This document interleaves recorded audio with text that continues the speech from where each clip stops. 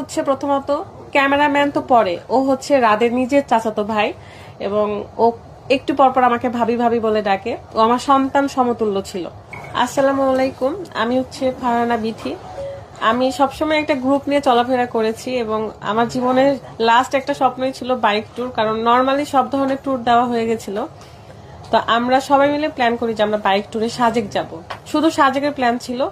সাজেক থেকে পরে আমরা 17 ঘন্টা প্রায় জার্নি করে সাজেকে যাই, কিন্তু 17 ঘন্টার পরে আমরা না হলে 1 ঘন্টা পর পর রেস্ট নিয়েছি। আমরা নিজেদের উপর খুব কেয়ার করতাম আর কি। তো রেস্ট নিয়ে আমরা 27 ঘন্টা জার্নি করে সাজেকে যাই এবং সাজেকে খুব ভালো সময় কাটিয়েছি। তিন দিন ছিলাম। 3 দিন পর আমরা সাজেক থেকে রাঙামাটি আসি।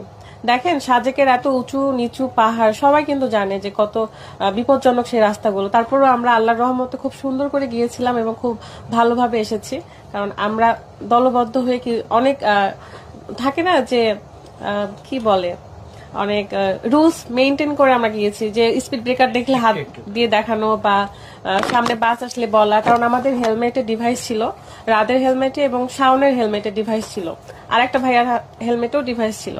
তো সবার সাথে সবার কানেক্ট থাকতো। তো যাই হোক, সাজেকের ট্রিপটা খুব সুন্দর হয়েছে। তারপরে সাজেক থেকে আমরা রাঙামাটি আসি। রাঙামাটি 2 দিন ছিলাম। তারপর রাঙামাটি থেকে হঠাৎ করেই সবাই প্ল্যান করে যে এখান থেকে তো কক্সবাজার কত কিলো ছিল, 180 কিলো না 190 কিলো। তো সকালবেলায় শাওনি ফার্স্ট টাইম মানে উদ্যোগটা কক্সবাজার যাওয়ার প্ল্যানটা শাওনিরই ছিল, কারণ ও বলছিল যে ভাইয়া বাইক ট্যুরে তো কখনো আর আসবো না, কারণ আমাদের এটা প্ল্যান ছিল যে বাইক ট্যুর এটাই প্রথম, এটাই শেষ, এত দূরে আর কখনো আসবো না। তো ও বলছিল যে হয়তো কক্সবাজার অনেকবার যাব কিন্তু বাইকে করে কখনো আসা হবে না। এই কারণে যেহেতু অল্প কিলো ছিল আর কি, 190 কিলোর মতো, তো এই কারণে আমরা প্ল্যান করেছি ঠিক আছে শাওনের ইচ্ছাটা পূরণ করা হোক। তখন আমরা আর আমাদেরও ওই কথা শুনে ইচ্ছা হচ্ছিল যে ঠিক আছে কক্সবাজার আমরা বাইক নিয়ে যাব, উঠতে উঠতে যাব। তো রাঙামাটি থেকে কক্সবাজার আমরা রওনা হই। খুব ভালোভাবে গিয়েছি, অনেক স্পিড ব্রেকার। সবাই হয়তো জানে চট্টগ্রাম থেকে কক্সবাজারের রাস্তাটা কত ভয়ানক বা কত স্পিড ব্রেকার থাকে। তো যাওয়ার সময় আমাদের আল্লাহর রহমে কোনো সমস্যা হয়নি। কক্সবাজার 3 দিন কাটালাম, খুব ভালো আনন্দ করেছি আমরা। শাওন হচ্ছে প্রথমত ক্যামেরাম্যান তো পরে, ও হচ্ছে রাদের নিজের চাচাতো ভাই এবং ও একটু পরপর আমাকে ভাবি ভাবি বলে ডাকে। ও আমার সন্তান সমতুল্য ছিল। ও জানে যে আমি তাকে কত ভালোবাসি বা তার ফ্যামিলিও জানে যে সে আমাদেরকে কত ভালোবাসে। তো যাই হোক, কক্সবাজার ট্রিপ শেষ করলাম, করে আমরা ঢাকার উদ্দেশ্যে রওনা হচ্ছিলাম। ঢাকায় 1 রাত থাকার কথা ছিল, কিন্তু কক্সবাজার থেকে চট্টগ্রাম আসার কত কিলো আসছিলাম, 60 কিলো টোটালে আসছিলাম 100 কিছু, মানে চট্টগ্রাম বাকি ছিল হচ্ছে 57 কিলো, হ্যাঁ এরকম ছিল। তো যাই হোক, আমরা সবাই আবার সেই রুলস মেনটেন করে আসার পথে 7টা বাইক ছিল আমাদের আসার সময়, আর যাওয়ার সময় কতটা বাইক ছিল? 8টা। হ্যাঁ 8টা, কারণ মাঝখানে রাঙামাটি থেকে অলস পরিবার ওই ভাইয়া আপু চলে যায় বাসায়, ওদের একটা প্রবলেম ছিল। তো পরে 7টা বাইক নিয়ে আমরা কক্সবাজার থেকে চট্টগ্রামের উদ্দেশ্যে রওনা হয়েছিলাম। 60-70 কিলো আসার পরে একটা পেট্রোল পাম্প থাকে, সেখানে আমি মানে আমাদের বাইক আর শাওনের বাইক আর আরেকটা আপু ভাইয়ার বাইক, 3টা বাইক আমরা দাঁড়াইছিলাম পেট্রোল পাম্পে। এরা তেল নিচ্ছিল গাড়িতে আর আমি পানি খাচ্ছিলাম। তো বাকিগুলো চলে গেল। আমরা বললাম আমাদের তেল নেওয়ারও আসলে কথা ছিল না, মানে আমরা দুইজনই কানেক্টরে কথা বলতেছি। তো শাওনে হঠাৎ বলতেছে যে ভাইয়া তেল উঠাইনি আমরা এখান থেকে।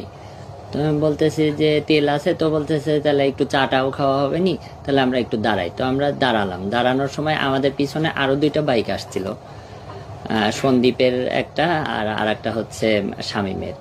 তো ওদের 2জনের বাইক আসে, তো ওদেরকে আবার শাওন কি কারণে যেন বলতেছে আপনারা আস্তে আস্তে একটু আগাতে থাকেন। সামনে একটা হচ্ছে রেস্টুরেন্ট ছিল, রেস্টুরেন্টের নাম জানি না। যাই হোক, মানে আমরা ওখানে তেল নেওয়ার পথে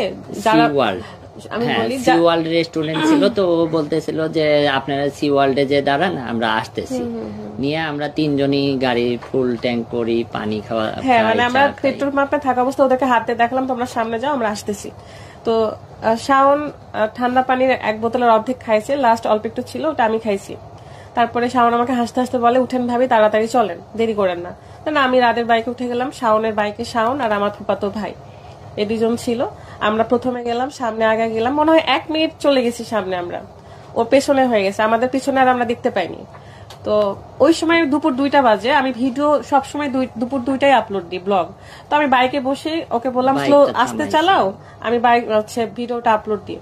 তো না ভিডিওটা আপলোড মাত্র শেষ করছি তখনই আমার ফোনে কল আসে। তখনও শাওনকে আমরা দাঁড় করাই দিই, মানে যেটা ঘটনাস্থল তার আগে আমরা বাইকটা দাঁড় করাই। তখন শাওন আবার জিজ্ঞাসা করে ভাইয়া কি হয়েছে, আমি বললাম যে ও ভিডিও আপলোড দিবে, একটু দাঁড়াও। 2টা বাজে, দুপুর 2টা বেজে গেছিল, এই জন্য আমি ভিডিওটা আপলোড 2টা ঠিক না, 1:57 বা 58 এরকম বাজে। তো তখন আমরা ভিডিওটা আপলোড দিই। আপলোড দিয়ে আমরা যাওয়ার সময় আমার আবার কানেক্টর তো লাগানো আছে, আমি ওকে বলি যে শাওন আসো, ঠিক আছে? তো ও বলে যে হ্যাঁ। তখনও কানেক্টর মানে আমাদের সাথে কথা বলতে পারছি। আমি সামনে আগাতে লেগে আবার একটু পর পরে আমি বলি যে শাওন আসো, কারণ ও যেহেতু বাইকে সবার পিছনে থাকে, আমি সবার সামনে লিড দিই, আর মাঝখানে বাকি সবাই থাকে, মিডিলে আরেকজনের কানেক্টর থাকে, মানে সবাই আমরা সবাই কথা বলতে বলতেই যাচ্ছি। তো এখানে কথা বলতে আমি হ্যালো আসো আসো, তখন আর শাওন আর কোনো কথা বলে না। তো আমার কাছে তখনই কল আসে, 2:05 কল আসে। না, এর মধ্যে আরেকটু কাহিনী আছে। তো যখন আমার কানেক্ট মানে ডিসকানেক্ট দেখাচ্ছে ওই টাইমটাতে, আবার কিছুক্ষণ আমি হ্যালো হ্যালো করি, হেলমেটে কখনো ডিভাইস ডিসকানেক্ট হয় না। তো ওই টাইমটাতে আমাদের বারবার করে ডিসকানেক্ট হয়ে যাচ্ছে।